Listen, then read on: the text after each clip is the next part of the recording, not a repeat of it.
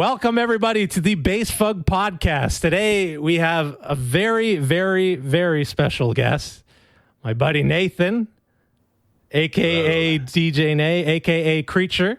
How are you, bud? I am not too bad under the circumstances. Sorry to have doing all right. Sorry to have to switch into podcast host mode or whatever, but that's quite all right. I'm glad you did. Hope you don't mind me switching to podcast interviewee mode. Yeah. So Nathan, you know what? I just want to ask straight up. Just tell everybody about yourself. I never get to say that. You know, I could sit here and snipe a question, but I just want to hear in your own words. That's a loaded question.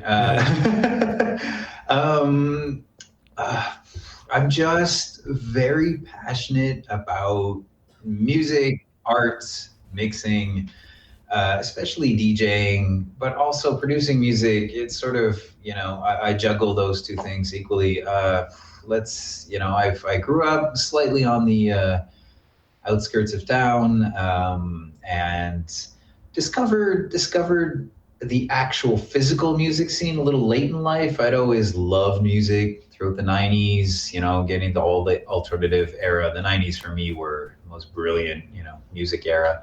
And so, I discovered the sort of actual club and rave scene and all that stuff at the turn of the millennium. And haven't looked back since, really. Ever since then, it's all been about, wearing my 4-foot chain and playing heavy music, and that's what I'm about. Obviously more complicated and complex as an individual, but what it really boils down to is just that sort of passion for the arts, especially the audio arts. You said, not sure if that's good. Exactly who I am, but that's as a sort of a caricature, that's pretty much who I am, I guess. You said you grew up in Montreal, and during the 90s listening to alternative music. Yeah. Man, I've heard, coming from where I'm from, Moncton, New Brunswick, the 90s for me was only local bands. Like, I think Metallica played on the Justice for All tour, but I was too young to go or whatever. When I talk to people from Montreal, they tell me, oh, yeah, I saw the Ramones open for White Zombie. I saw Nirvana, Foofs, or at the Verdun Stadium or whatever. I'm just holy fuck. Like, how spoiled do you get, with those shows? Honestly, though, I was on the outskirts of the big city. I lived a little bit in more suburban areas like Pointe Claire and Il Perrot. So I didn't go to those shows either. Honestly, it was like in my early 20s, people are talking to me about all these things. And I'm like, I wasn't fucking aware. I was listening to all that music. I was absolutely loving it, throughout all the 90s, from 1990 up until, 96, when it all started to sort of fall to shit. But, and I didn't go to, I think I went to Metallica once when they came back after the riot. Remember the riot in Montreal? That, yes. Of course, I heard about. So Guns N' Roses, Metallica, Axl fucking Rose, who's like, I don't feel like singing, and then Kirk Hammett's arm catches on fire. No, Hetfield's arm catches on fire from a pyrotechnic. Show is done. Huge riot. The metalheads tear the city apart. Metallica came back a few years after that and did a very cheap, $15 concert. Oh, wow. I was probably about 14, 15 years old, and that was my first real big show.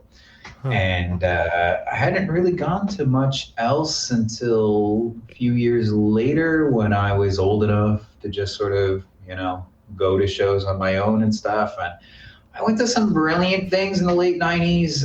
Vans, the early Vans Warped Tours were pretty cool. The one I saw was like Bad Religion, Deftones, The Specials, all these great bands all in one year. It was one of the last best years as well. Edgefest, Show My Fan used to do Edgefest. Saw like Tea Party and Collective Soul. Our Lady Peace. Yeah, all that good old stuff. The CRTC's approved rock band. Yeah. Exactly. That's very Canadian. Yeah. It was funny because at that concert, Collective Soul, I think, was the only American band playing.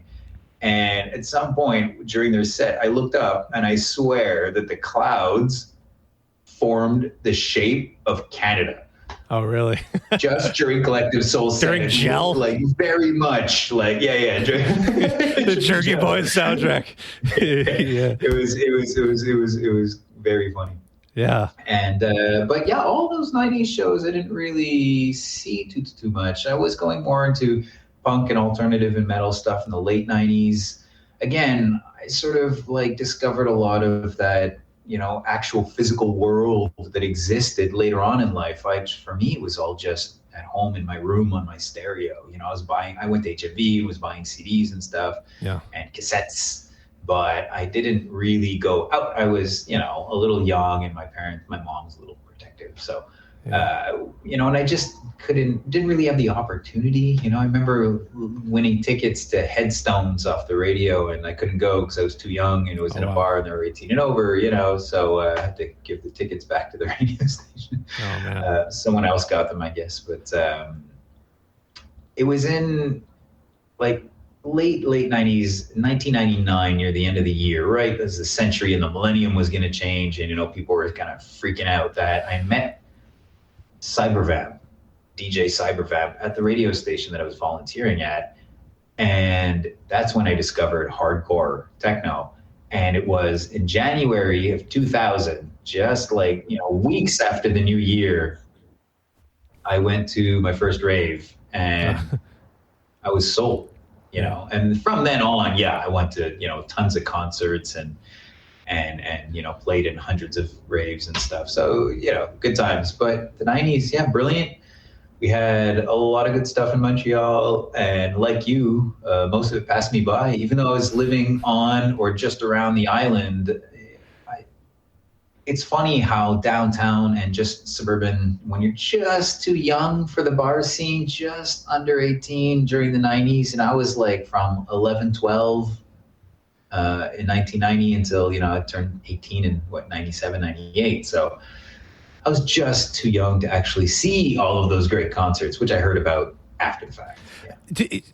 I'm going to kind of sneak preview and jump into some early questions for other things I want to explore. But right. You're talking about being too young to go see shows, but one of your many accomplishments is promoting a lot of shows.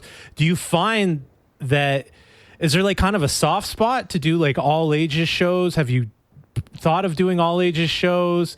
Do you let kids sneak in? Well, you don't dox yourself or don't, what's it called? plead the fifth on that one if the cops are listening. Yeah. But you know what I mean? There's a difference. The difference came between doing raves and doing shows in clubs. And in the early days of promoting events, it was raves, so loft parties and stuff. No one was checking IDs. A lot of ravers were known to be fairly young anyway, but me having started a bit late, I wasn't, the most mature person. So I didn't really notice, I was 19, 20, 21, and everybody else was, that age or 16, 17, and I didn't realize that they were that fucking young until years later. I talked to a friend and it's like, I started when I was like 15 in the rave scene. I was like, wait a minute, I met you when you started in the rave scene. You were 15 at the time? Like, oh shit, I didn't realize you were that young, and it's not a problem. It's just, I just didn't realize, Yeah. And so that was cool about the rave scene, was that it was fairly all ages to a certain limit. I found that anyone who was like maybe 13 or 14 being dragged into a party and being, given maybe drugs or whatever was absolutely, there's a little too much for me. Yeah. I didn't approve of that kind of thing, but I didn't, not a moralist either, so I wouldn't say anything, but it wasn't my cup of tea. When I was older, years later when we weren't able to do raves that much anymore, everything was getting busted, everything was getting shut down. So it wasn't really realistic anymore or viable to do parties that were in this more illegal sense. And so we ended up having to do stuff in bars. It just kind of became automatic. I felt bad at first, that people who were just 17 couldn't come listen to the electronic music, but they could go to the, underground rave. However, most of the people that I was raving with in the early days had turned 18 by then, so I didn't really notice. Definitely never fucked with the bar and let people under 18 in. Never, never, never. Even my DJs and stuff, I would make sure that they were of age before booking them. Yeah. I don't like. I appreciate the effort that clubs and bars do, and a lot of them allowed me to play this crazy music in their bars. You know, they wouldn't try to be making money, and we're sitting there like playing fucking breakcore and noise and hardcore and stuff. So just the fact that they let me there, I didn't want to break their rules and get them in trouble. We knew that there were undercover cops and stuff around following the rave scene, you know. So, but. Dude, this could be a movie. When you're listing like all of this party's getting busted and all this stuff, it's like, it's really like sounds exciting. The history of the rave scene in Montreal, the hardcore part of the scene, is actually very interesting, but it's interesting more in that it was at such a high peak in the early 2000s, and it just dropped so fast. And that was a pretty shitty part of the history. However, legacies were born of that. The underground, you know, below the underground, were people like the Neurotic Crew and myself and other crews that were keeping all this shit alive. You know, that we were down from, you know, 2,000 people in a party with Manu Malin and Lenny D headlining in one room, with trance playing in the other room at the go-kart place, and there was like, you know, 1,500 to 2,000 people there. Wow. And, you know, there were several parties like that. There was like Clear Highs is the one I was thinking about. There was We Are Slaves, and the church.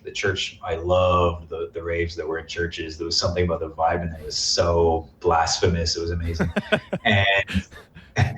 And when all of that got busted, really what happened was that there was a Halloween party that got busted, and there was several suspects of why that happened, but they brought the fire department in, and the fire department were allowed to come in when the police weren't, because the police had to have a warrant, where in the fire department, and that's why, you know, the info lines, everything is 24 hours ahead, because the police didn't have time to get a warrant within 24 hours before the party. So an info line for those listening, it's when the show, you know, there's going to be a rave on Friday, but nobody says where it is, right?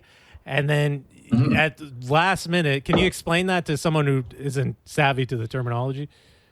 Yeah, sure. So the info line was, back in the day, a phone number, usually a pager, and you would get the flyer, and there was no location. The lineup was there. All the details were there. You could even go to Psychonaut or whatever other store was selling the tickets and buy the ticket, but you had no clue where this party was. Yeah.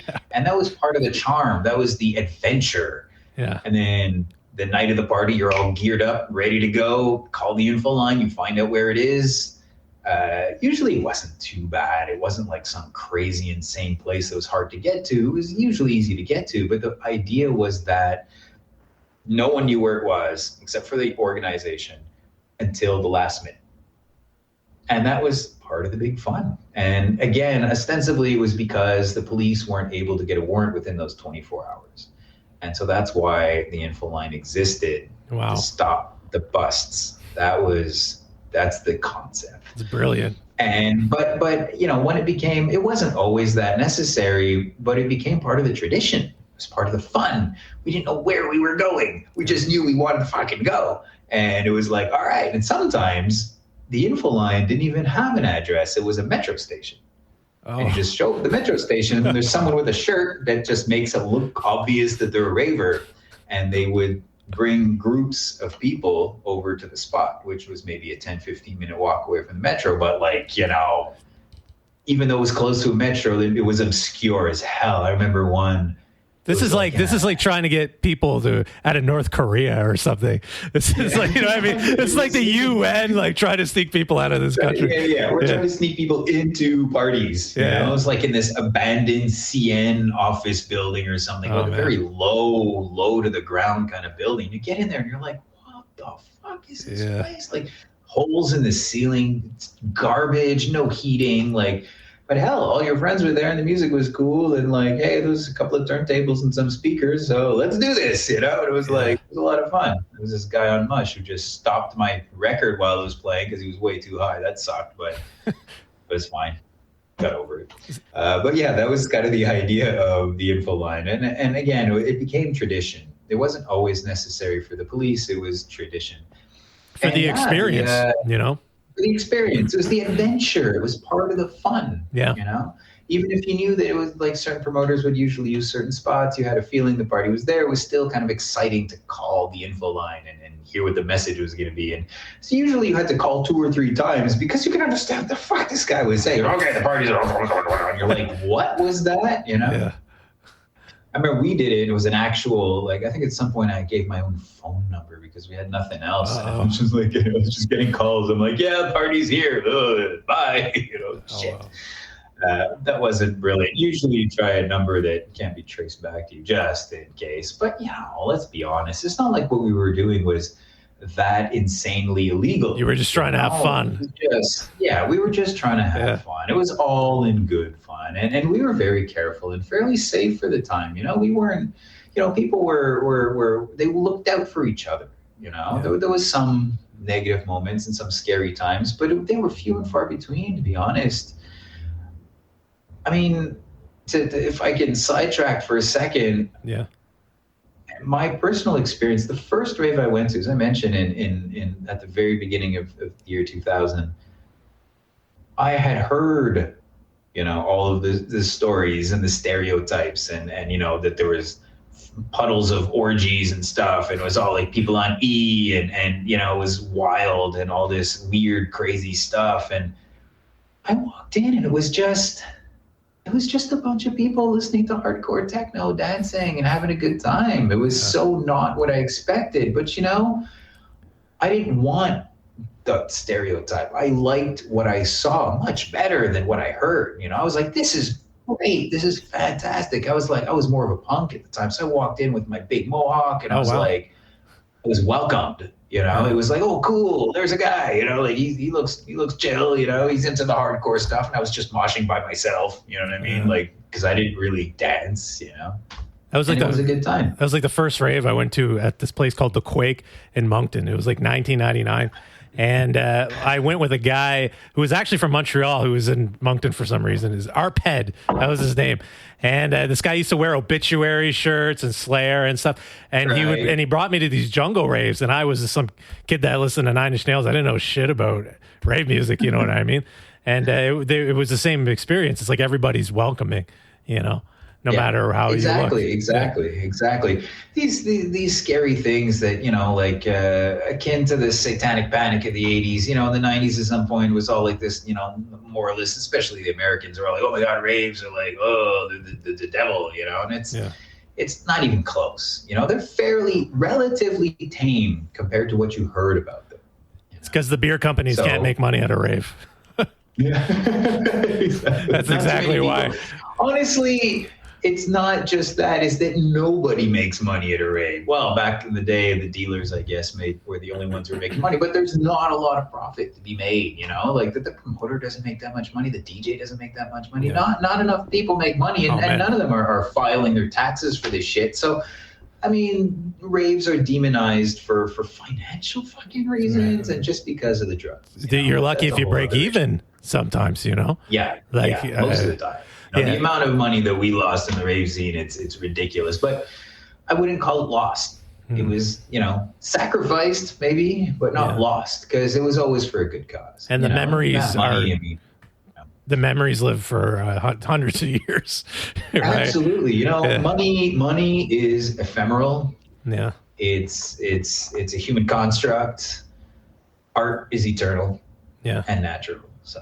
Yeah, I'm not sure. I sort of went off on a tangent there with the story, but where am I coming back to now? No, I was just going to say, keep you on track here, Will. Yeah, but I was zoning out, like, because it was very interesting. You know, I don't worry, we got a lot of questions. I don't think we're going to be able to get to them all. But look, you said something. We cover the info line. I want to talk about. You're saying the rave scene started to go to shit. At some point started to drop off a little bit, and the underground started to come up. Around what year was this that you noticed this happening, and what do you think the cause was for it? Because in my, I'm not super big on the rave scene. I've been to a few. I've been invited for shows, you know, but I surely didn't go to as many as you have. my hypothesis from just like a bystander is that the beer companies kind of commercialized it with when Deadmau5 started to become popular, electronic music started to become popular in North America. Because before it wasn't really on Much Music or something, Music Plus. No. But it kind of... I mean, some of the big beat in the 90s was, Chemical Brothers, Prodigy, but, that was borderline rave music. It wasn't full on techno, it wasn't hardcore. Hardcore was like way under the radar forever. It still really is, unless you're in Europe. In the Netherlands, they have like Dominator Festival. Oh, yeah. 20,000 people listening to the gong, gong, gong, gong. Evil activities and stuff, yeah. Yeah, they've got like these motocross motorcycles doing jumps. They've got, like $100,000 worth of pyrotechnics and shit. Yeah. This giant stage that looks almost like fucking Tomorrowland or something. Yeah. And this is just for big, banging, distorted hardcore stuff. I mean, but over there, it got really commercialized. As for how it died here rather than how it grew over there, it's very Montreal centric, the story and how that happened. I'm not sure about the development in the rest of North America, and I don't think that it really ever did develop that high in the rest of North America, especially Canada. I think Montreal at some point, outside of the standard New York, Detroit, Chicago scenes that were the big techno scenes, Montreal was kind of a mecca at some point, especially for the harder styles. We've always loved our heavy, hard music here in Montreal. Life is brutal and, brutal-ish, relatively speaking, for North America. So, with winter and all that crap. Yeah. So we like our hard styles. Not hard style necessarily, just hard styles. Thank you very much. And not that I'm going to shit on any specific kind of music or anything, but Gabber's Kid Brother is just fine. Anyway, so what happened, my theory was that at some point, everybody's theory in Montreal is that it was Ray Jr., who was a more commercial techno house promoter. He busted that. That one story I was getting into before about that party, the big party was busted by the fire department. Yeah. Everyone says that was a Halloween party. And everyone suspects that Ray Jr., who was also doing Halloween party that night, didn't like that this rave was so massive. We're talking, like it was what, at 10 o'clock at night, there was already hundreds of people in line, So it was going to be a huge party. I think Delta 9 was going to play, all sorts of crazy stuff. And it was mostly hardcore. So again, how is this crazy music so popular, But my suspicion is not Ray Jr. I suspect that it was around the time that we had a new mayor. Now, what year was this? My God, my memory is so fuzzy. And it's not even because of the drugs. My memory just sucks. It just sucks. So a lot of everything, I think maybe 2003, because like that era seemed like it was forever. It really felt like it was long lasting. But in reality, we just went to a lot of parties in a short period of time. It was only a few years, that crazy heyday of thousands of people in hardcore raves. And so my suspicion was the new mayor, Tremblay, came in around that time, if I recall correctly. So that must have been, around 2003, I suspect. And he didn't like the rave scene. He was very pro authorities and police and all this stuff and moralistic, anti-drugs. Bork was an okay mayor. He was all about making the city pretty. He didn't really give a shit about what else was happening. So I suspected this person wanted to crush the rave scene because of the drugs. And it was around the time that there was a lot of bullshit on the media too. It was starting to get sensationalized. They're talking about, like I said, American things and, shows like Maury or whatever, that kind of bullshit talk show were all about denigrating the rave scene and demonizing it. Exactly. And so, so it's one of those two things. It definitely had something to do with either morality or money, which is usually why things get fucked in North America. Why we can't have nice things, why we can't have fun on this goddamn continent. But anyway, so that party got busted, successfully busted by the fire department. So the fire department were able to go in without a warrant because they were there for health and safety reasons. Yeah. And they decided that there were not enough fire exits for the amount of people that were expected. And so they shut it down ahead of the party. Like I said, there were hundreds of people in line. The doors hadn't opened yet. Yeah. So they did this like half an hour before doors open. Fuck. And they had fire trucks and everything there. Now, You got to refund everybody. You got to refund everybody. Oh, God, I don't even know how that all happened. I don't think anybody got fucking refunded. There were a little bit of wherewithal and cleverness. They ended up using one of the smaller venues. Excuse me. Drinking beer while we're talking. Yeah, that's fine. Sorry for the burping. And so they used one of the smaller venues known as 1919 William, which is kind of a legendary small place. Okay. And legendary, not always for good reasons, but anyway. And so they moved as many people as they could there. It was jam fucking packed. So it was just the local DJs that ended up playing. The headliners ended up not playing at all. I think it was Menu Mind, Lenny D, and Delta 9, if I'm not mistaken. It was the big trio back in the day. Anyway, and so they jabbed back that place, which of course didn't get busted because it was already being used a lot. It wasn't that well known by the police. But at some point, all the big parties like that, which were what kept the scene at its peak. So those were getting busted. So there was another larger party that got busted. Then there was one who, I think one of the bigger promoters at the time, I think it was Sweetleaf or something. Again, don't quote me on that. Don't worry about it. But they got like pre-busted. Okay. Like their party was already announced and they got like warned or whatever. And so they decided just not even bother throwing the party. So that was the first event that got canceled before it even happened.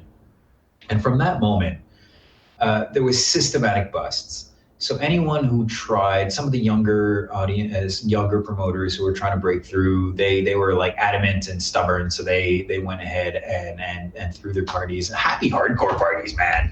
And they got busted. So the scene shrank, within just a couple of months. It went from, 1,500, 2,000 strong to a few hundred, because if you got nowhere to go and nowhere to party, you move on. People just moved on. A lot of the normies and weekend warriors and stuff, they just moved on. They just stopped going to parties. They just changed the style of music or whatever. They just got into other things, started going to bars. I don't know what they were doing, but they sure shit weren't raving anymore. There was some fun stuff, though. I remember one promoter who went, and again, the fire department was being used systematically at that time to bust the parties. Wow. Because again, the cops still couldn't do anything. So I remember one event where the fire department showed up and the promoter, or one of the two promoters that was involved, was very clever and is such a smart ass. He's like, "Oh, we're missing a fire exit, are we?" Took out a fucking saw and just carved a doorway out of the wall and said, "There's your fire exit. We're cool." And the fire department couldn't do anything about it. So the party happened. Wow. The rave went on. They're like, "Okay, well, you got a fire exit. That was our only excuse, so we can't say anything now. So I guess you can have your party." Huh. But that's when when the authorities got, realized that we got wise to them and we're, using our own tricks to circumvent their tricks, that they just got brutal. They just didn't even use excuses anymore. The cops just showed up and said, "You're not allowed to do this. Get the fuck up." This has got to be a movie. This is like a comic book or something, man. This is like, and the NTK were still trying to hold strong, and they were doing stuff at the Syndrome Club and stuff. And I was doing little events too on the side, smaller in lofts and things like that. We had Venetian Snares with Fanny and two breakcore acts, play with DJ Tense, who was more of a speedcore hardcore act, and Pneumatic Detach live, who was more of an industrial act, with Zone 33 from the NTK crew and other locals, Mutante, myself, our friend Ellie was playing noise, I think, and we did that in the back of a 24-hour pizzeria. I don't think Stairs was very impressed with our venue choice, but hell, man, it was all we could do. Well, that guy used to play in barns in the Midwest, so there you go. Fish had talked all about that. We had to buy him pizza just so we could justify having our party in the fucking pizzeria. So we had to buy 10 pizzas. And then we were, that was our excuse. So if the police showed up, it was like, "Oh, we're here to eat pizza." It's a 24-hour pizzeria. Where's that music coming from? A little bit of ambient music in the back room. Yeah. There was like the restaurant room and then another room. There's like just stereo set up, a whole system. And there was like a room jam-packed full of ravers just that's the crazy fucking music. It was funny as hell. But those kind of parties became fewer and fewer and fewer, and there weren't so many promoters willing to go, to sacrifice time, money, energy, blood, sweat, and tears to actually do the stuff. NTK again, props to them for doing parties under underpads, like highways, under the fucking highway, man. They did several parties there. I went to a couple. A lot of fun. Yeah.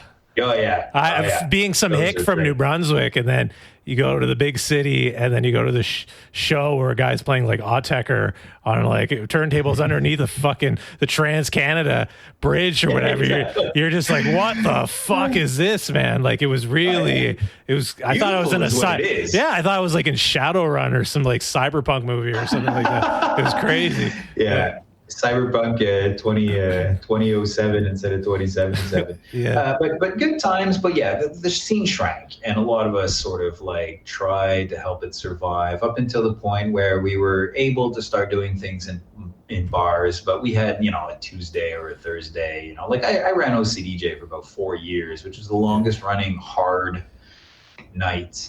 I know Mutant and Mobius had done Hardcore Underground at Sapphire a bit. I think they lasted about 1 or 2 years. Put in a good effort. A lot of us put in a lot of good effort. Other little crews too, and DFU with the One Lab Rat. And you guys did a show in Toronto, right? Didn't you do you did an OCDJ in Toronto? Because we were in a car together. We were in a car together going to Toronto once. Remember? I think it might have been that was for Bass Driven, I think. Was it? Could be. Never mind. Sorry. Dylan? Yeah, it's for Dylan. Okay, never mind. Yeah. Wasn't that a collaboration or something? Or no, actually, I only went to Toronto twice. Okay. That was one of them. Was I had Dylan in Montreal after for an OCDJ. Okay. That might be what it was. Years later. Because I'm pretty sure I have a flyer.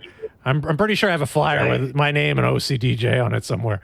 That's why my memory's shot too. Sorry, Nathan. Sorry. I don't mean, you definitely played, and I think you actually may have played that same night as Dylan on, because I invited him twice. I'm not entirely sure. But we had a good run at OCDJ, and we did most after the first two shows. The rest or nights, the rest were all at Passport. We started at Sapphire. But the rest were all Passport. At Passport. Yeah. Yeah, I missed that place so much. It closed several years ago. Anyway, the scene, after that, those first few years of peak, so I guess around 2003, 2002, it's such a shame because it felt like it was a really long time, but if memory serves, which it rarely does, but it was only a few short years. All the amount of partying we did, and again, I was fairly sober during most of that, so I'd smoke a bit of weed and drank a few beers or something, but I didn't do much hard stuff. And I have such fond memories, but they're just moments because my memory inherently sucks. But I have such fond memories of moments at a lot of these little parties and the little that those just being there. That's what I just love. It's just being there. And just a little smile in the corner of my mouth because I was in the church and there's this big gong fucking hardcore playing, and I got a bunch of friends, and I'm here in a mohawk and giant fat pants with about 8 chains hanging off me and an armful of bracelets, and I'm like, this is a good time. Because it feels like you're doing not something wrong, but it feels like it's like when you're fucking around in the back of class and you aren't supposed to be talking to your friends and shit, but you're still talking to your friends. It's like, you could go to some show at a bar or whatever and it's fine. But when you're at a rave or if you get your ass blasted at a bar and then you go to a rave at 6 a.m. and that's still going, it just, man, these are when you're on your deathbed. That's what you're gonna be thinking about. That time that you had to do a secret door knock to get into a fucking weird after hours party thing. Yeah, and honestly, the last time I did that was obviously not in the last year and a half for obvious reasons, but 2 years ago, barely 2 years ago. Isn't that weird though? Totally, dude. I worked in the bar all night until 3 a.m. I DJ'd at Foof's. I was resident DJ there for 5-6 years, and then and the kids up the more sort of hipsterish scene, and they probably don't like being called that, but you know what I mean, the sort of plateau scene. There's some really good people there doing some crazy techno. We had no idea that these people were ravers. We're like, whoa, they're sitting around drinking, Paps.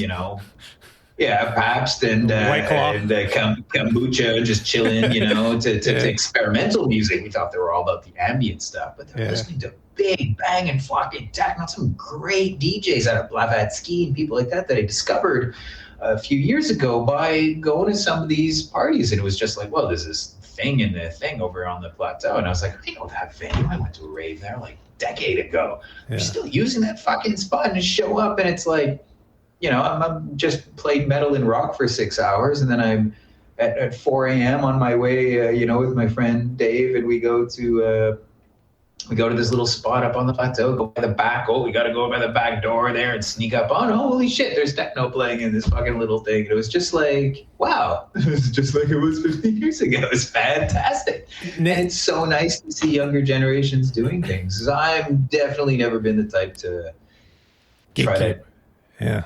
Yeah, gatekeep it, hold control over the scene for years and years. I fucking hate that.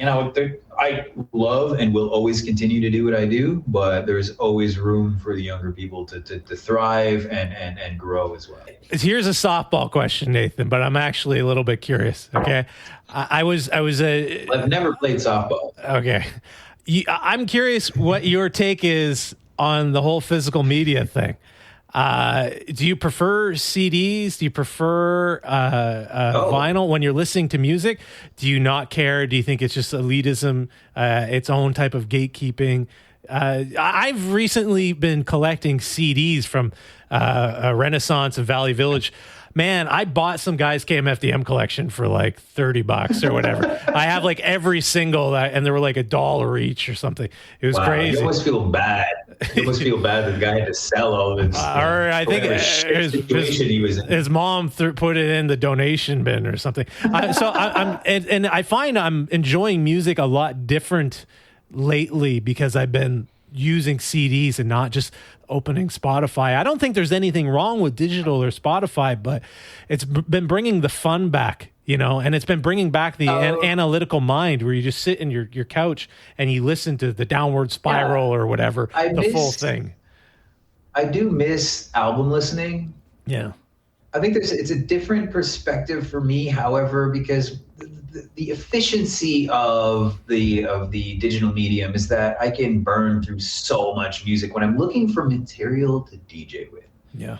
So when I'm just like, I need songs, I want my kind of songs, I want to fall in love with songs, but I don't have the time to sit there and listen to every fucking album that ever been put out in techno, So I drive. I skip through shit super fast. And on Bandcamp, it's brilliant for that. I buy all my music on Bandcamp.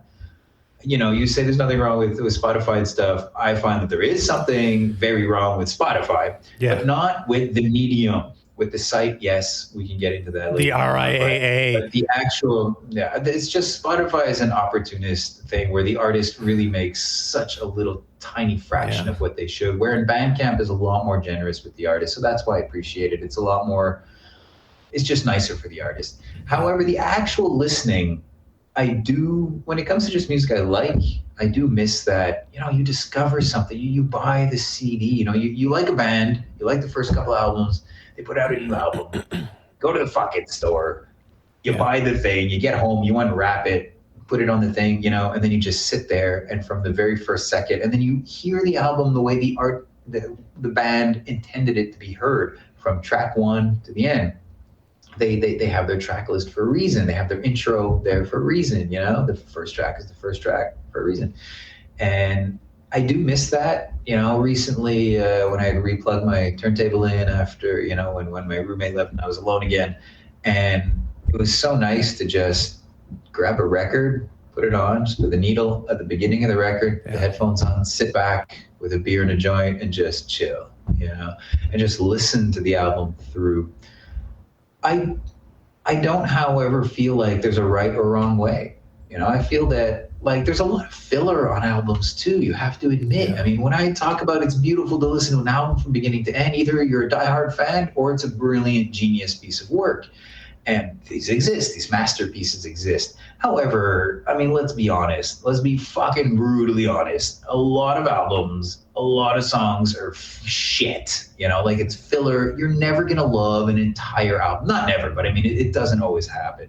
So the digital medium is fun for that because it skip all the crap. You don't have to listen to the crap. In fact, maybe artists and bands should discipline themselves not to put out crap just to fill an album. I like the digital EP format, 4 tracks. Put your best 4 tracks forward, man. Yeah. I don't have to hear all the garbage, like, well, we wrote this song because we needed 12 songs. We needed 60 minutes, ding, ding, ding, ding. It's not interesting. So it's tough. I'm a firm believer in accumulation. I grew up, and like we said, in the 90s, I was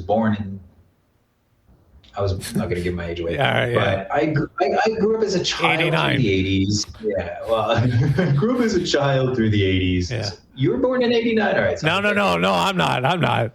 Well, I mean, yes, I was. Yes, I was. Yeah. Let's say that. Yeah. So I was a child in the 80s and going through tweens and teens in the 90s. And so we went from records. My parents would put on records, 45, 6-inch, 33, 12-inch, and cassettes. My first music discoveries were popping cassettes in. I mean, late 80s, I bought Rap Tracks, Rap Tracks 3 or whatever, Yeah.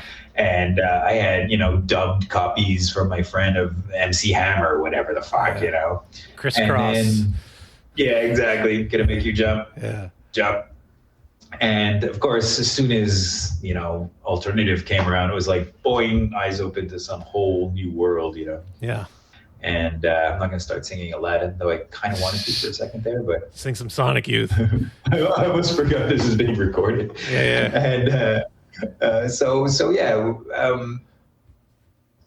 we accumulated, the tastes. I didn't stop necessarily liking certain things, but we went from then it was cassettes. So we were buying our stuff on cassettes, but it was very quickly switched over to CDs.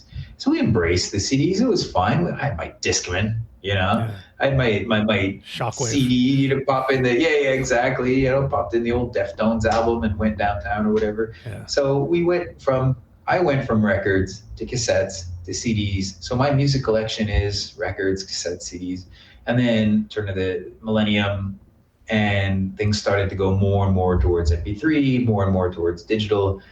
I wasn't super fond of the early sound, but that's only because everything was being shared at 128 because of the size and the bandwidth that was available. When MP3s, when 320 became the standard because bandwidth grew and we weren't using our shitty old dial-up modems anymore, I didn't mind MP3s at all. It was a huge amount of efficiency. When I started mixing with records, I had 40, 50 pounds worth of records to drag around all the time. There was a point where I had so many gigs in a certain month, and I had a sort of a laptop kind of bag over one shoulder that I was using where my ribs started to hurt. And I couldn't figure out why until I realized it was because of the weight of the records were crushing one side of me. Pinching your nerve. My ribs together, So I had to switch arms, switch shoulders. Yeah. And then when we started getting more CDs, it was getting a little lighter. And then now it's like, dude, I mix it full. So I bring a backpack full of CDs and stuff just in case. But the majority of what I play is off 2 USB keys. Yeah. One in one player, one in the other player, just in case. I always keep backups. You never know when there's a fuck up. So I don't use just one USB key. I find that dude, you're kind of risky. If you're just using one, holy shit, you're courageous. Yeah. I always have backups. So I use 2 USB keys. It's super light, and you've got hundreds and hundreds and hundreds of songs. I'm not a purist. I'm not an elitist. I think that accumulation of technology is a wonderful thing. I think that that's something that, people who grew up 80s, 90s, 2000s and were able to see that evolution and embrace it, we benefit the most from it. People who deny any section of that, it's not right or wrong. It's just you're denying yourself an experience. Cassettes are terrible. Sure they are, but there's nothing there's something you have to have that experience of popping a cassette and hearing that hiss. Yeah. Records are hard to mix, but if you want to be a real DJ, you got to learn to mix records at some point. Not to actually show off and play, just at home. Just do it. Just do it for the art form. Yeah. Just do it for yourself. you don't have to do it to be a real DJ, like DJs today, they just use controllers. That's fine. Dude, if the guy's a sick DJ and he's playing crazy beats and he's doing it fucking well, I don't give a shit what he's playing. I don't care what he's playing on. You can be using one turntable, one CD, and a cassette deck for all I care. If it sounds good, it sounds good. That's all that really matters. And again, I accumulate and I play with multiple mediums. You can give me 2 CDJs, a controller, and 2 turntables. I will use all 6 channels. It's great. I don't care. I've got music from all those different things. I've got MP3s, I've got CDs, I've got records. Here's another softball question, Nathan. Man, there's I have a million. Jeez, that was the softball. Yeah, I know, dude. I have really hardcore to answer. Really. I think I have 200. I have 200 questions here. I don't think we're getting to all of them. I can start talking faster. No, it's fine. I'll have to have you back. This is a question I ask everybody, and I feel like you're a person that I would love to have this answer just for the audience. It's not all gearheads that listen to the show, as I explained before. Someone that wants to start DJing in 2021, what would you recommend for them to do? A 17-year-old kid, he's like, I want to start DJing. The best advice is learn to walk before you run, of course. So don't, go head on into it and think you're going to be a superstar within a month. So humility is step one, being realistic, and start with what you think is comfortable, what's in your price range. There are so many available things. You got to buy a little bit of gear, but first, watch other DJs, especially ones that you can see them mixing. If you can find video feeds off Twitch or YouTube, whatever channels where you can see them mixing, that's a good way. Observing other DJs is a great start. Watching your stream. Pick up some gear. Why? Sure. Yeah. My stream, I actually have it set up in a way so that people can see what I'm doing. A lot of them is front facing, and there's nothing wrong with that. But my particular concept was that I want you to feel like you're in the booth with me, like you're a VIP. You're watching me over my shoulder. People tend to do that with me anyway. So I'm comfortable with that situation. And I'm transparent and honest. And I think it's interesting that you can actually see what the DJ is doing, especially if you're just watching a video online. And I'm using, I don't have a ton of, gear. I'm not a very rich man. So I use very basic stuff, 2-channel mixer and a small little narrow controller and tractor off the screen. So it's not a whole lot. It's not super exciting, so at least you get to see everything I'm doing. So that does bring a little bit more fun and excitement to it. But the best people don't do that. You know what I mean? The best people are doing what you do. You know what I mean? It's like the people that aren't great have to hide behind all the bullshit. You know what I mean? Oh, there's they need the smoke and mirrors. Yeah. They need smoke and mirrors. And that's why I've always been a nice guitar, things, whatever. Yeah, exactly. So I don't need fancy, shiny shit to look good. I mean, well, maybe to physically look good, but not as a DJ. I just, I do what I do. I just love mixing. I can't not mix, and say what you will about that, but I think it's all right what I do, and some people seem to agree. So, but I watch someone like my kind of feed where you see what the DJ is doing. What about DJs that do that? I remember Jeff Mills. There's old Jeff Mills videos where he's playing 3 turntables, and there's a top view, camera view, so you can really see what he's doing on the mixer and what he's doing with the turntable. So observation, buy some gear, but I recommend against going right out and buying top of the line gear immediately before you know if you like it. There's nothing sadder than seeing people online selling their DJ gear because they just didn't get into it, Buy and learn on garbage. Honestly, you'll get better faster if you're playing on stuff that's not top-notch. Top-notch shit makes you lazy. Yeah. I'm sorry, but totally. Things that are super easy. I agree 1,000%. I don't know, maybe lazy is too strong of a word. No, I agree. Put you know what I mean? It becomes too simple and you rely on that. It does have to work for you. And there's nothing necessarily inherently wrong with that. It's just if you want to learn and get good, don't start like that. You have to start with garbage. I started on a 8-track recording thing that I got to record music on. And I was like, oh shit, well, I got these crappy old belt drive turntables with a pitch on them that I bought at some, shit store in St. Catharines for $100 each. Because I was like, DJing, this looks like this looks like it's for me, so I want to get into it. So I bought the cheap turntables I could afford at the time. The mixer I already had. I had to plug in the channels in separate because these are mono channels. So I've got left, right. So I've got 2 faders for each turntable, which is not normal.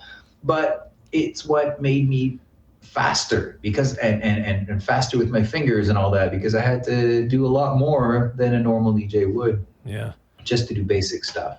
So yeah, don't go out and buy, don't sink $6,000 into a DJ setup immediately. Buy low key stuff and practice on that. Practice. And I know that's such a cliche, but fuck man, practice is going to get you everywhere, especially like it's an art form. You have to have some natural, natural abilities to it, but you can't get good just automatically. You've got a little bit of a, intuition or whatever, and it's sort of a natural feel for it, but you have to practice if you're actually going to get good. I practice in all sorts of bizarre ways. I would practice blindfolded. Wow. I had a friend who brought a mixer who had, the EQs, bass, mid, highs, they were faders. So we didn't have to twist the knobs. We used faders. A bizarre fucking obscure console, but we put it on the floor, and because they were faders, we could mix with our feet. So, we had the turntables on top of the table, the mixer underneath the table, and we were mixing with our feet while we were, we tag team like that. We put the turntables maybe just on the floor and mix, Buddha style, cross-legged, sitting on the floor. I'd mix while doing other things, I'd mix while playing video games, distracted, so practice in all sorts of ways. Because you're always going to be distracted, man. Like I've seen you play live, I don't know, 100 times, and there's always some guy talking to you or going up to you, or like the firefighters here or something, you know what I mean? And there's always Or the police show up 2 seconds after you play the sample from the Warriors with 20,000 hardcore members. Can you dig it? And then the lights go on and you're like, hey, didn't I just play an anti-police song and hear the police? And then they're like, turn your volume down. And so I turn it down a quarter. And they're like, we said turn it down. And I was like, turn it down to half. The cop is getting really pissed and she's like, turn it down, I said. So I put it to 1/4 and I'm like, is this okay? Is this acceptable? She's like, fuck man, I said turn it off. And I was like, oh, off. You should have said so. Turn it off and then immediately just unplug all the turntables and take off with them so they don't grab them from you. Because they weren't even my turntables at the time. But yeah. That's got to be hard to transport the gear when something gets busted, getting all the gear. You just grab shit and get the fuck out. You just are these your turntables? Sure they are. You just pick up, whose they are. So you're going to give them back to them when they're outside, but they're not there on the stage with you. So you just grab it because otherwise the cops might confiscate it. So you just pick up whatever you can and you go outside. Then they can't do anything. It's yours now, right? You've got it in your arms. So. But practice in as many weird ways as possible. I'd invert to channels, put the turntable on the left, I'd plug it into the right channel and the one on the right on the left channel so that I'd mix backwards. Wow, you're really fucking yourself over, man. Dude, that came in handy. There was a party where I had to plug everything, that they were only using CDJs and I wanted to do this crazy sort of I don't know, I was doing some stupid, it was in the dubstep heyday. So I was mixing hardcore and dubstep together. And so I needed I was doing them pretty much like a mashup style. So I needed the digital for the dubstep and the turntables for the hardcore. And I had to plug them on the fly minutes before my set. So the channels were I had the thing on my extreme left, was plugged into channel 2. The one beside it was in 3. And then, the other thing was on channel 1. And then the other one on the side was actually the channel should be in 4. So it was juggling. It was just so strange to mix like that. But because I had practiced in a stupid way, it seemed natural to me. It was fine. I was able to do it. I didn't make one mistake. It was great. How did you? I made a train wreck of it, but I didn't make any mistakes with the channels itself. When you started, you talked about going to the rave scenes, but you didn't talk about your first show. How did you? I guess you just talked about getting the 2 turntables for the $100 on St. Catharines. But was that your first, or because how did it all? How did you even get your first show? Like, what did you do? You just showed up? The very first gig I had was through Cybervamp, who I mentioned earlier. Yeah. Him and other people at that 1919 spot that I had also mentioned earlier. They did a night where it was like sort of a weekend event, and they had all the go-to local hardcore DJs were playing Him Is No Good, Psycho de Punk, people like that.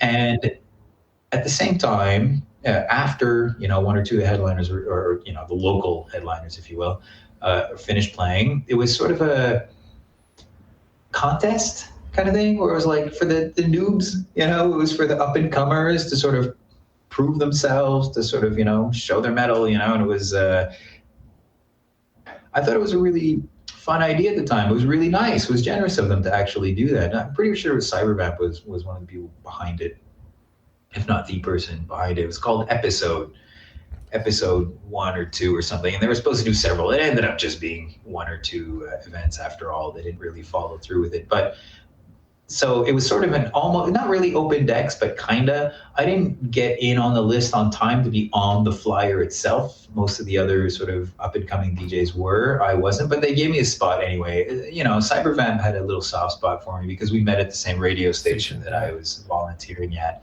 And he had his show, Voice of the Underground, and that's how I discovered hardcore, And my jaw dropped to the ground the first time I heard it. I was into metal and industrial, and I was like, oh my God, this is like a mix of both, but like with tons of distortion. It's like even better than all of that. It's fantastic. I didn't know it existed, and I was like, how long has this existed for? And how come nobody fucking told me, up until now? Anyway, so... And this was at a time where this was like at a time, because I feel similar to this experience. This was at a time where like Bandcamp didn't exist yet. The only outlets to get music were Much Music, Music Plus, MTV. Yeah, or if you're lucky enough, if you're like commercial, or if you're lucky enough to live in Montreal, you had CD Esoteric.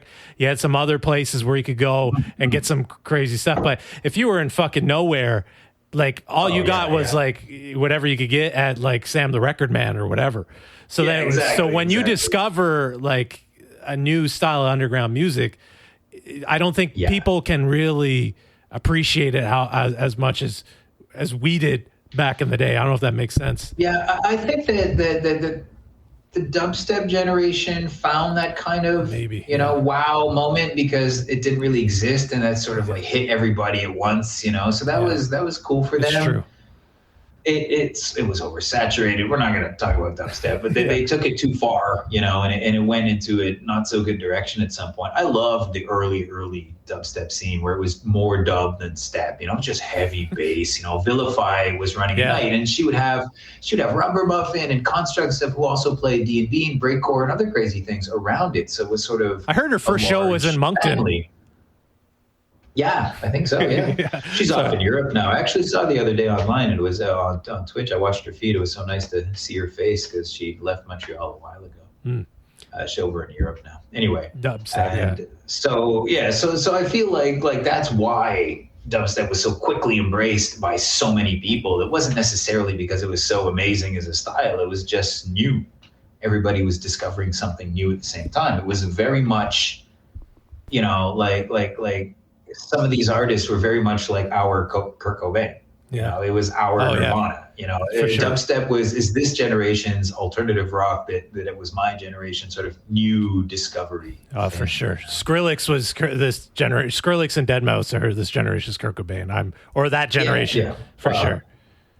Oh, maybe not. I don't know. Yeah. Okay. Yeah, no, absolutely. In this sort of iconic way. Yeah. If we're talking music. You know what I mean. You know what I mean. I mean, iconic. But I don't mind. Early dubstep. I don't mind it. Yeah. But I mean, it's that sort of discovery. And so hardcore for me was that. Like it was that sort of jaw dropping kind of situation. I was like, holy fuck, where did this come from? And it existed since '91. Just not here. Just not here. Just not here. Why do you think that is? I don't know, because it started pretty much, both New York and Europe at the same time. And I'm surprised, Montreal being in North America, very close to New York, and being known as a very European feeling city, that we didn't, that it took so long for it to get here. But when it did, it exploded. There's Nathan. There's like a million. This is this. I feel like I went on a tangent No, this is great. I'm not even sure I answered the initial question. You did. This is going to be one for the ages. This is going to be a good one.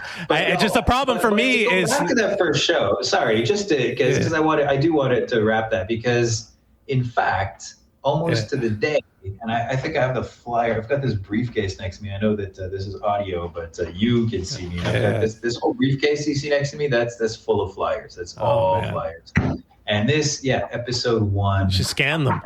19, I should actually. And this was my very first show. And again, it was because Cybervamp invited me to a thing. And the 12th and 13th of October, 2001. So almost to the day, this has been 20 years since I started my very first public appearance as a, techno or hardcore or rave DJ. Do you want me to make that the thumbnail of the show?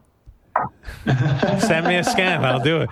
Yeah. Yeah. No, seriously. Yeah. But I mean, but I started, I didn't accept to play a gig until a good, maybe 6 to 10 months after I bought those 2 turntables and practiced. I went with Cybervamp and other people to like Clair Obscur and whatever record shop is selling hardcore. And I would collect, I bought several records, a couple of CDs, and, CDJs were just they sucked ass back then, but they just started. And so I bought a few things, mostly listening to the CDs and playing on the records. So I collected and I practiced and I practiced until I was ready for my first gig. I didn't just go out after day one. And that's, we were talking about advice to newer DJs, and that's part of my advice. Don't run out there. You're going to trip and smack it's better to practice first, build your confidence level, build your collection, build your skills. And then when you go out and play and you impress people with your first gig, your reputation is going to be solid from the get-go.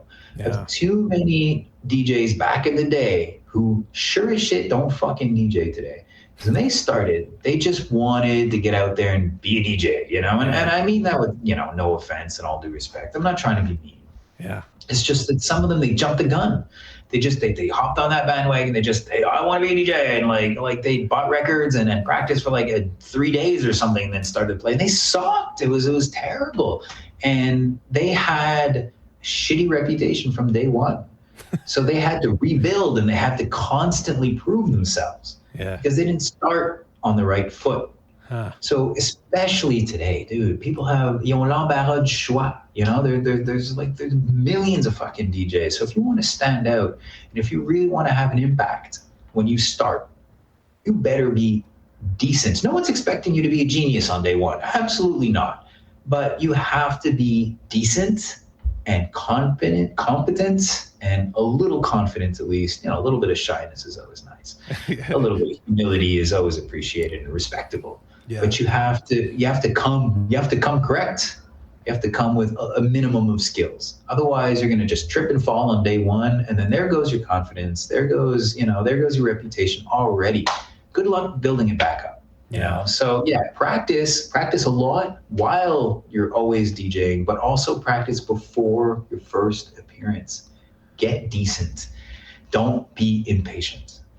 Yeah, that's really good advice, because it's hard to get that like you said, the reputation. I think that's really good. The problem for me, I wanted to say earlier, was it's just like there's so many things I want to pick your brain about, and I don't think we're gonna have time.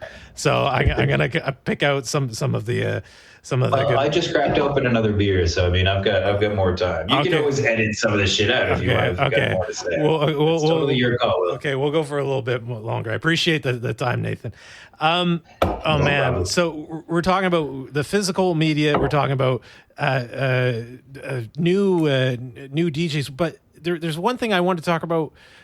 Not to give away all your secrets or whatever, but I remember, I always respected you. I know it's hard to do this shit. I think when you're a producer and when you're in our world, there's like a difference between admiration and respect. You admire someone when you admire someone when they're doing something that you wish you could do that you don't do, but you respect someone when you've tried to do what they're doing and you see that they're good at it. Sort of what you just said, you know what I mean? And I remember I don't remember exactly which show it was, but you were so fucking tight with setting up everything, getting the times, like the ships going. It was like seeing someone play SimCity 4 on like the hardest mode or something. You know what I mean? And I don't know if this is the real Nathan or whatever, but like I was like, holy shit, man, this is why I don't do that. You know what I mean? I can't do that. The amount of bullshit that you have to go through when you're promoting a show, contacting everybody, making sure everybody's lodging's going on, making sure egos are in check, making sure the rider's correct, making sure everything's punctual, the sound check is on time, making sure you have things that people don't even fucking realize, like if you have enough extension cords, do you have enough power this, power that, you know what I mean? All that stuff. And plus I rarely delegate or hire other people, so I tend to just do everything myself. But I'm not sure if there's an actual question. No, the question is for what would you, can you talk about promoting? Would you talk about, I guess you talked about some of your first shows, but could you give sort of what would you say to someone who wanted to start promoting, who's listening out there, who's throwing their own night? One word: don't. Don't fucking do it, man. It's absurd. It's an absurd thing to get into. Okay, I'm being super negative, a little facetious. Obviously, I encourage people to become promoters, but I only encourage certain types of people to become promoters. Honestly, it's not for everyone. So much and so much more exponentially than DJing. You know, DJing and making music can be for many, many, many more people than promoters. And don't forget that we don't need thousands of promoters in every city. We only need a handful. Enough for friendly competition, enough for variety. The last thing you want is a promoter to monopolize the scene, of course. And we need promoters for different venues, different styles. This is all fine. But it's brutal, it's rough, and it's really not designed for every personality type. That's for sure. There's so many people try it, and I'm sure they have a bit of fun. It's not necessarily a positive aspect of their life. Listen, to explain a tiny bit, this might sound a little egomaniacal, but just explain my view on being a promoter and why I think it's not for everybody at the same time. It's not that it's that incredibly difficult or anything. You know, when you're good at, when you're decent at it, it seems fairly easy to yourself. But my view on promoting has always been that I am sacrifice. You sacrifice yourself for other artists, for other people. Yeah, you do not do it. I mean, you do it for yourself to a certain extent because you want to hear and bring that music to your city. You want to be involved in the scene. It's passion. But honestly, you are sacrifice. If you're not willing to be sacrifice to the scene, if you're not willing to be thrown into that volcano, don't even go close to it. Don't even think about it. Leave it to the people who are willing to jump in the fire. And I've always seen that in the underground scenes, maybe in the commercial scenes, it's a whole other thing. I don't know about the pop industry. I don't really give a shit about it. It's not my thing. I'm not interested. There's a bunch of, people with ties and stuff that, the suits and ties that deal with that crap. I'm interested in the underground, and the underground is a hardcore place, and it's a fairly thankless job. It's, it's not something you do for recognition. The best promoter is someone you don't even know he's the promoter. Now, in my case, it's a little different because I'm also the graphic artist, the stage manager, the social media guy, so I have my hands in too many things not to be noticed. But ideally, you're supposed to be a bit of a ghost. You're the ghost in the machine. You make things run. All the big metal shows, I know the dude who runs some of the semi-big, not like the Slayer big, but like the in-between shows, things that are Foofs and Club Soda. I know the dude who runs that stuff. He's fairly low profile, fairly low key, big, massive fucking nails and stuff like that, big shows like that, great stuff. He's not, he doesn't necessarily look like your standard, 8-foot, Viking looking metal guy. He's a really sweet dude. He looks alternative enough. He does his thing. He's comfortable, but not too many people know who he is outside of the industry. The thanklessness. If you go to the show, you think that it's the band doing the show. You have no idea that there's actually a promoter behind these concerts. Yeah. What I do is more events, so like whole soirees where we have multiple guests and we do it, like when we had, the nights, the last time you played for me was as a Flight of the Black Bat. And Catacombs, that was rest a in peace. Soiree. Yeah. Oh, yes. Yeah. Love that place. And so, you remember that was sort of, we had, the opening acts and then, it went on other lives, DJs and stuff. So it was a whole 5-6 hour soiree, a whole night of it. That's a lot more demanding. And then, yes, at that point, you kind of, who I am, who the promoter is, because he's the dick running around like, chicken with his head cut off, trying to get shit done. Of course, I couldn't do those by myself. The old hardcore parties I did by myself. But with AMP, industrial events, the stuff that we've been doing the last few years that are a lot more with David. Hefty. Yeah. David and Richard. So there's 3 of us in the team. Okay. Richard's a bit more the ghost, I guess, a bit more background. Dave and I are more, we're at the show, we're setting up, doing that kind of stuff. So we each have a role. Each of these roles is extremely important. And I'm so happy to be working with people who, are comfortable within those, within that paradigm. And it just, but we work super hard. All 3 of us work super hard. We have our tasks. I just get seen a little bit more because my task is on the stage. Do you think it's a rough place. I don't recommend it. I know it sounds negative and pessimistic and cynical, but I don't recommend becoming a promoter. I really don't. Would you recommend? It's not necessarily pleasant. Would you recommend someone helping already existing promoters if they're thinking about it? You know what I mean? Because you said you're working with David and Richard. Yeah, sure. Do you think that's like a good? Because you want to work in a certain capacity. But you nailed you mentioned something. You were talking about the thanklessness of it that I want to talk about a little bit, because like I know that you're doing it for a cultural thing. You know what I mean? You could sell out and book fucking some skate punk band or some bullshit or whatever at Foofs or whatever. I don't know, but I don't know what the kids are into these days.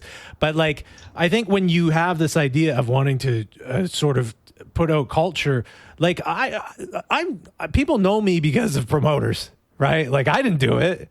I don't use fucking social media. It's from guys like D-Trash Records, Jay Schizoid promoting my stuff, or Dylan asking me to play at Bass Driven, or you, or whoever, Joel Talk, whoever. You know what I mean? People just getting me to play shows, Cannibals. And then I get exposure, and I didn't do a fucking thing. I just went up, took my shirt off for 30 minutes, acting like a moron, and that was it. You know what I mean? It's a symbiotic relationship, because if you didn't make music, we wouldn't have a reason to book you. It would be like, well, we're not putting you on stage to do all this wild stuff in silence. You have your role. You're the musician, and again, that's why it's strange being a promoter, because if you're getting into being a promoter for the fame, don't do it. If you're doing it to for the culture, for the subculture, the counterculture, to help a scene or to help a scene grow, if it's a scene you like and you don't see it in your city, by all means, become a promoter to promote that style. That's brilliant. If you see that there's already 20 promoters of the same style and you want to be part of that infamy, fuck off. Like do something else. Learn to make bread or something. But there's, and again, I know I'm being a little going. No, you're joking. I like being a little sarcastic and cynical, but I'm not entirely joking. Like, I do think that you should have a good reason for getting into it. And again, the thanklessness it's not the end of the world, because it's not like I'm doing it for the thanks. It's just that appreciation is appreciated once in a while. But that's the thing, is you have to have the attitude that you're doing it. Promoters who work specifically for a venue and only book for the venue and that's their job, that's great. That's absolutely wonderful. Venues need that. They're production managers, things like that. They do great jobs. We're a little bit, if you're going to be an independent promoter like we are, you better be doing it for the right reasons. It's not a day job. You're not making money off of it. You're losing a lot of money, losing a lot of sleep. It's rough. I mean, unless you already have a ton of money and you're hiring people and you're delegating, that's fine, you know. But again, you just have to be willing. You have to really be willing to sacrifice and always go above and beyond. You know, it's not about being seen. Yeah. And again, I feel weird saying that because, you know, you're mentioning, you know me and you see me running around all the time when I do parties, but because it's backstage, again, it's you know, only because, it's because you're the artist, you see me, and front stage. Well, again, it's because of the role I play. I'm not, you know, I'm a promoter all the time, but in the event itself, I'm the stage manager. And the stage manager is on the stage most of the time, checking the clock. And I've all that experiences thanks to the early shows I did, but also Kinetic. Being the stage manager for that festival for its entire run. And those last years, things were running pretty tight at some point. And I mean, we're juggling huge bands and stuff at Metropolis stage. I refuse to call it MTELUS, fuck that shit. Yeah. At the Metropolis stage. So weird. And it's bizarre. Yeah. And product placement in a show, fuck off. Some burner phone company, anyways. Burner phone. Fuck. Yeah, it's weird. It's not even like a real phone company. Sorry. Yeah, no, exactly. So so we, you know, I gained a lot of experience on running a tight ship through that. So now when we do our events, it's like, you know, it ain't much. I have the experience and the, and experience of having done all that. So yeah, I think that I run a pretty tight ship these days, but a lot of it has to do also with just, I'm a little OCD, you know, like mild OCD. So that sort of need to make everything sort of work straight and have everything sort of encadré, you know, and squared off and tight and the timing and the math and all that stuff, like it plays into it a lot. If you're sort of a chaotic person, promoting might not be your thing. You know, you have to be organized. You have to always be organized. You always have to be thinking about things. Yeah. You know, there's so much to consider. People don't realize, they think, oh, well, you booked the band. Yeah, I booked the band, but we also have to make sure that the lighting is in place and that it's appropriate for the show and that it's to the band's liking. We have to also consider the support acts. You know, the other DJs around it. Do we have them? Do we not have them? What are you doing? A concert, a show, a soiree, a night, a rave, a party, a festival, a weekend, a day rave? Well, what are we doing here? You know, you've got to worry about the person at the door. You've got to worry you've got to book the venue, and then you've got to choose the venue. And if you can't have that date, you have to have plan B, C, D. You know, is it raining? You've got to make flyers. Is it raining? Yeah. You got to worry about your graphics. The aesthetic, you know, what look do you want? That's a huge mistake that a lot of newer promoters do, is like their aesthetics are terrible. And they try to cut corners by hiring, you know, like just doing the graphics themselves or whatever. And it's fine if you're good at it, but if you suck at it, dude, ask a friend, please, for the love of Christ. I mean, there's so many ugly flyers out there, and you're not helping the scene at large if you're MS putting Paint bad art forth. Yeah, exactly. You know, because the aesthetic, all of that is part of the scene, and it helps grow the scene. You've got beautiful artwork. Yeah. Because you had a talented friend do the flyer for you. You're adding to the scene rather than, you know, fucking it up. You know, you're adding some positiveness to the scene. You're helping it grow. Every single flyer that looks nice, you know, if you're just doing techno, if all of the industrial, like industrial techno is a good example, because a lot of the aesthetics are kind of shared, that grayscale look. And every time they do it right, it's like it helps grow the entire scene at large, because they're keeping that sort of homogenous aesthetic, you know, and so it's recognizable. You know, it's almost branding, I guess, but wherein if everybody was doing all these, you know, nonsensical random things, it wouldn't have that, you know, the sort of core look, you know, that core feel that people can instantly recognize. And, oh yeah, that's industrial techno. So yeah, I mean, the venues really play a part in it, right? Because like we're talking about Passport used to be where all the, you know, where everyone that dressed in black would go. And now that place is closed, you know, and I think there's a new place, but now with everything that's going on in the world, it seems like a lot of catacombs close. There's a lot of venues that sort of, but at the same time, a lot, the last year of guests that I've been interviewing, it's all URL shows. Now, this might be a creative segue to talk about your streaming or whatever, but do you feel like at least there's streaming and that we could kind of have URL shows, or do you feel like there needs to be something done with venues? Are venues still a viable thing, do you think, for the future? Both really. I mean, at least, those exact words, at least there are streams is spot on. At least there's streams, man. If it wasn't for that, I mean, I started my stream not like, of course I needed a bit of cash. I was out of work for a long time because I worked in the bars. I worked in the entertainment industry. So we weren't doing shows anymore. Not that we were, making a ton of money off that or anything, but all my residencies as a DJ and as a lighting person at the clubs, that was just gone. And no clue when it was going to return. I have to DJ, Will. Like, c'est plus fort que moi, like I have to DJ. It's within the core of my very existence. Like, ever since I discovered it, I was like, yeah, I got to do this. So I had to stream. So at least there was streaming. So I was able to set up. I had a little bit of investment, of course. Needed to get a webcam because I didn't have one, and needed to get a little, set things right. And I needed to have a nice little looking stream. I didn't want to look too sketchy or ghetto or anything. So I wanted it to be decent from the get-go. The RGB lights. Some of it really sucked at first, but I learned as I went along, Now I've got like smart lights. And I see it. I see your controller on the desk. Strip and stuff.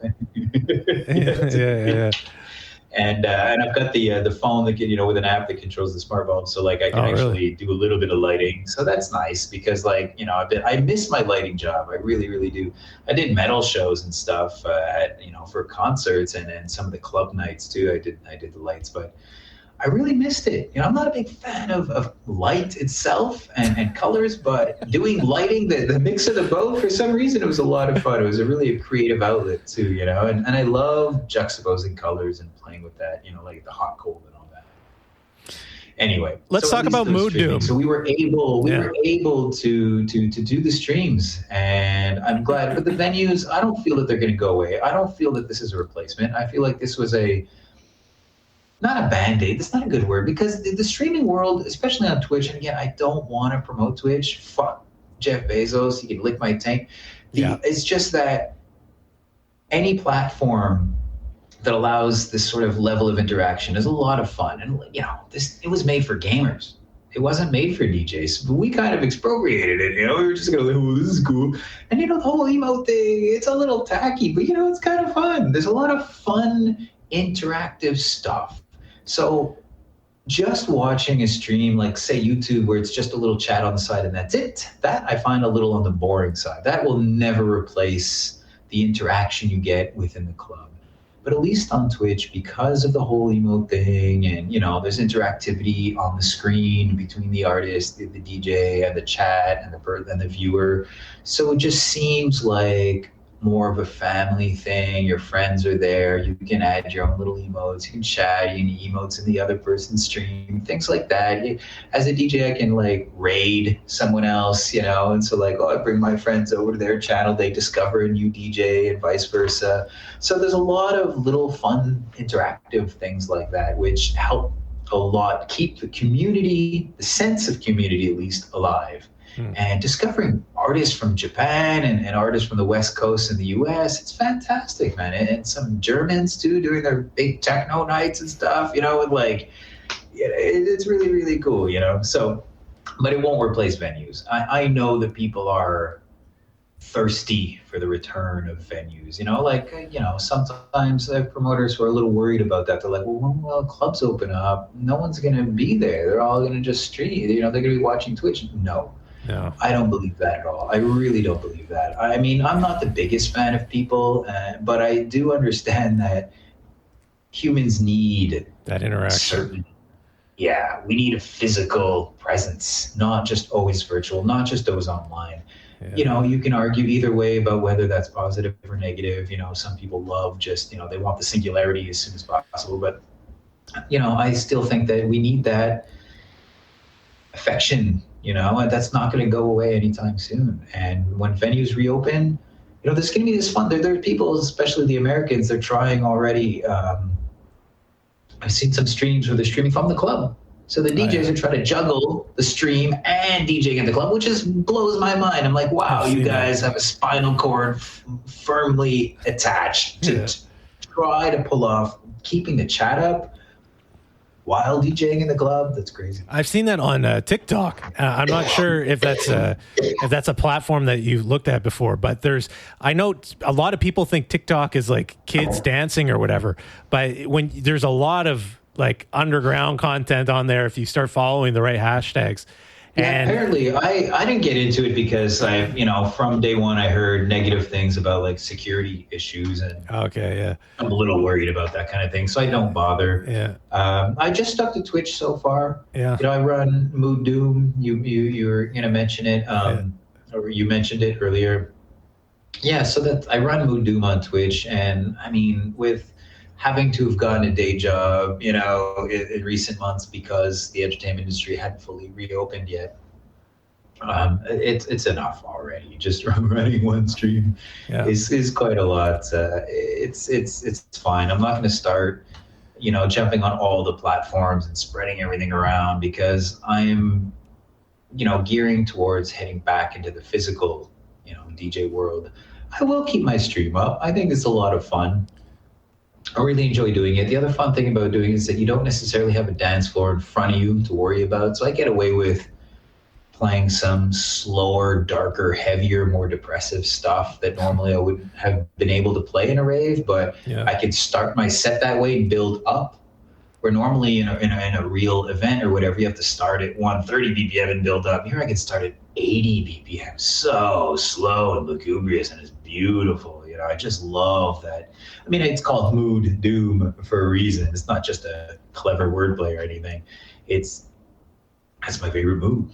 Doom, like that melancholy, that dark, super heavy, existential crisis kind of, feeling that you get from music. And it's soothing. I find it very soothing. And I'm not the only one, people who are into the darker things, who, see the realistic kind of shitty side of life, love that music, because it's sort of it's comforting. It's comforting to know that you're not the only one that just feels like this, the weight of existence. Exactly. Nathan, man, thank you so much for your time. I gotta ask you to come back. We got to do like absolutely. I would love to. Man, this is gonna be good. I'm gonna ask you one last question, and then we'll wrap it up, and then we could talk a little bit after. Sure. What is Doomcore? What is Doomcore? Doomcore is slow hardcore. That's basically the gist of it. Hardcore, part of being hard in music is a little bit of the speed too, the tempo, is up. A while ago, like when I started playing hardcore, I loved the slower side of it, and I would have to really dig to find some of the slower songs. And the term Doomcore did come about. The Fifth Era records were throwing it around a bit. Some of Manu Lemanet's slower songs were considered kind of Doomcore-ish, but it never really picked up as a genre. And then in maybe 2013, 14, it became a thing. There was like this new iteration where Dark Descent records and Traumatic Records, like they were like, yeah, we're making Doomcore. And it was like, yeah, okay. And as soon as you hear it, you go, oh yeah, this is Doomcore. Like there's no question about it. So it's basically very slow, very distorted. But it goes up to mid-tempo now. Like it gone onto the faster side. I would say it peaks at 140 BPM. Anything above that is considered industrial hardcore or darkcore or hardcore. Usually it's between 60 to 130, 140 BPM. So it's the slow, it's very dense, very heavy, not always highly distorted, typically highly distorted. Some people like Starving Insect, who's an artist, everybody should go check out if they like the darker, heavier styles. Sometimes his low end was a bit clean, but it's always intense. There's a lot of melancholy, a a lot of really moody stuff. I mean, piano lines, it got a little old at some point. I was using the piano line, but at first it was so impressive. You hear this nice little sad piano and then this massive kick drum that just sort of tears through everything. It's just slow and just brah, brah. In metal, the breakdowns, jum, jum, jum, jum, that kind of stuff. Doomcore is a breakdown. It's just a whole genre that's just like this slow, heavy stuff. So it's an offshoot. It's the offspring of hardcore. I like sometimes to thank dubstep for the existence of Doomcore. Not that it had any sort of influence on it. Oh, your internet just cut out, bud. Did my internet? Slow for electronic music. Your internet just cut out for like 2 seconds. Are you good? Can you hear me? Oh. Yeah, you're back. Yeah, you froze for a second there. I froze, okay. I think the audio is still going through. I'm not sure. Okay, cool. But yeah, I think dubstep had, the only influence it had on it was that it allowed for slower music in the electronic scene to become sort of acceptable. Because up until dubstep, almost all electronic music was fast. It was getting faster too. Drum and bass is fairly fast, and hardcore is fast, and techno is like starts at 140 BPM. It was house around a little slower, but house wasn't necessarily. It was more club than rave. So, but dubstep, like this whole generation of people, just like their halftime music, super slow. The kick drums are doof, tack. Doof, tack. It was down tempo. So that allowed for the existence of dubstep for Doomcore, because Doomcore started out as more of a slower style. So it could exist because people were accepting slow electronic music again. Yeah. And it's just basically down-tempo hardcore. I mean, you take a hardcore song, you slow it way down, and you put a little super sad, melancholic piano line on it. That's the crux of Doomcore. Luckily, in the last few years, it has really expanded. Like a good sign that music is that a style of a genre, a subgenre of music is viable is that it actually evolves. So not all of Doomcore has really evolved, but a lot of it has. And now it's sort of expanded out, and it helped, give rise to more industrial hardcore. And it has a big influence now on the hardcore scene, So it's brilliant. I mean, I fell in love with it instantly. It was something that I was kind of hoping would exist, like I just knew that I wanted slower, distorted electronic music. And then when, we finally heard this stuff, we were like, holy shit, we're blown away. I discovered it with Dave, my amp partner. He, and Jean Duc out of Quebec, sort of like, we came across Dark Descent Records, and Dave showed me some of this stuff, and I was like, wow. And it was like the same feeling I had when I first heard hardcore. Huh. I was like, this is what I've always wanted out of hardcore. When I was younger, the fast stuff was like, oh yeah, cool, punk rock, Yeah. I love punk, and it was like the upbeat stuff was great. But then with time, I felt like I liked the industrial side of it a little bit better, the slower side, Yeah. So yeah, that Doomcore is what the name sounds like. It's just hardcore that's super doomy, and it's extremely appropriate for the times. It's extremely appropriate for the times. I mean, we're living in sort of, I don't know, apocalyptic is probably too strong a word, but we're living in several novels, kind of several different novels. There's a lot of them. We're almost post-apocalyptic world right now. It's crazy. But we're living in an Arthur C. Clarke novel. We're living in a George Orwell. Any novel, all the novels you don't want to live in, we're in right now. Yeah. Man, we've always been sort of attracted to those worlds, though. And Doomcore is a soundtrack to that. It's absolutely Doomcore. It is what it sounds like. It's the hardcore of doom, and it's brilliant. And I just, as an aside, of all the shit that society's been going through in the last few years, just a little nod, a little hat tip to the Doomcore scene at large globally for this one reason.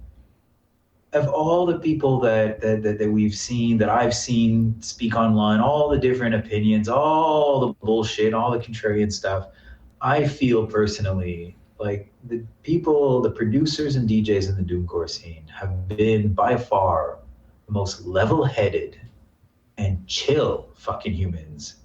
I'm not saying that in a bias trying to promote Doomcore or anything. It's just I got even closer to these people simply but from escaping all the nonsense that was coming from all the other scenes, in all the other areas. I always felt like the Doomcore scene was just so level-headed, oddly enough, given this genre and the topics within it, and how, doomsayer it is. But yeah, just a little hat tip to my Doomcore family worldwide for being so down to earth, even if Earth is not our favorite place in the world. Doomcore. And where can we check out some Doomcore, Nathan? Thank you so much. I appreciate this. How about Face It by a Creature on Bandcamp?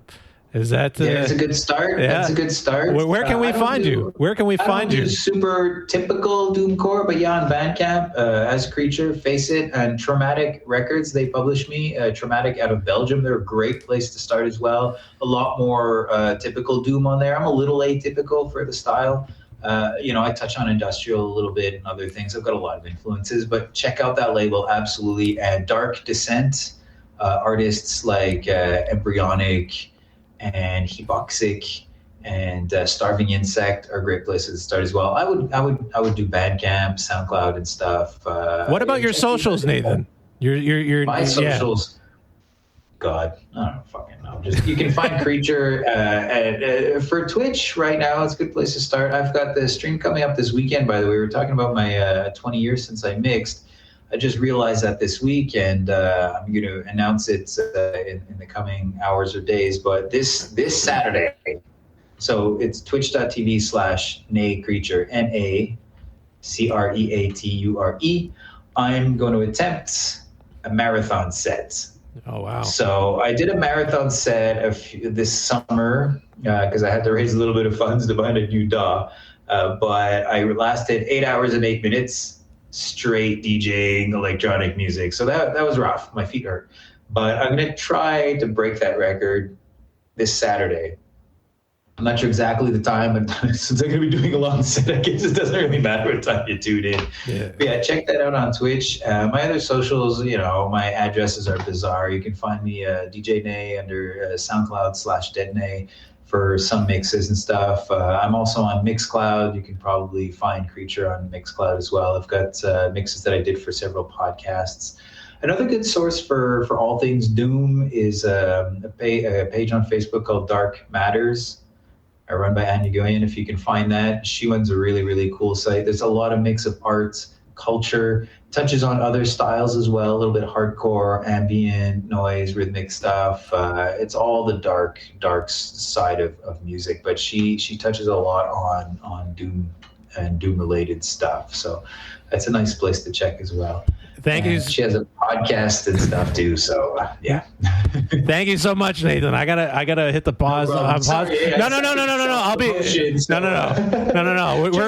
We're gonna Creature somewhere, and hopefully we'll come across the right one, because I know it's not the single most original name. No, I got your bio. We'll put it in the show notes. DJ Nay on there. You should be able to find it. We'll put it in the show notes. Awesome. Thank you, everybody. Don't worry. And Nathan, I'm just going to fake end the show. Bye, everybody. Thank you for tuning in. Bye-bye. This program was brought to you by the superwill64.com Entertainment Network. For more great shows, podcasts, and music, please visit superwill64.com.